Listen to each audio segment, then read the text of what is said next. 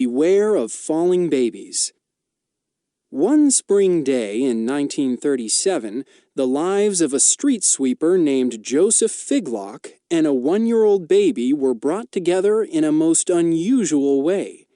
As Figlock was walking down a Chicago street, a baby fell from a fourth-story window and landed on him.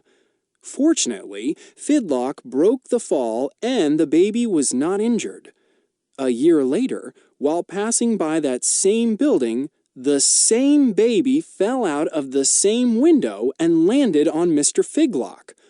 Once again, both the baby and Mr. Figlock escaped unharmed.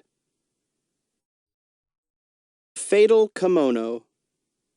One of the most famous kimonos in Japanese history is one that, in the 17th century, was owned successively by 3 teenage girls. Each time one of the girls inherited the kimono, she would die before she had the chance to wear it. The kimono was believed to be so harmful that in 1657, a Japanese official decided to burn it in order to destroy the kimono forever. As the kimono burned, a wind blew the flame and spread the fire, which quickly burned out of control.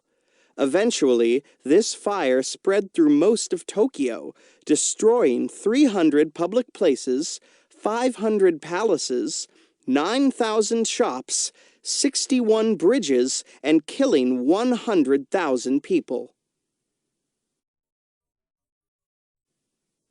Struck by lightning. In 1971, a truck driver named Edwin Robinson was in a road accident. The head injury he suffered left him blind and deaf. Nearly 10 years later, on June 6, 1980, while looking for his pet chicken during a thunderstorm, he was struck by lightning. Robinson later recalled that it felt as if somebody had cracked a whip over my head. He was hit so hard that he was unconscious for 20 minutes. After regaining consciousness, he suddenly realized that he could see and hear again. And to make the story even more incredible, after decades of being bald, several weeks later, the delighted Robinson started to grow hair again. Double Trouble. On July 28, 1900, King Umberto I of Italy was seated in a small restaurant when the owner came to take his order.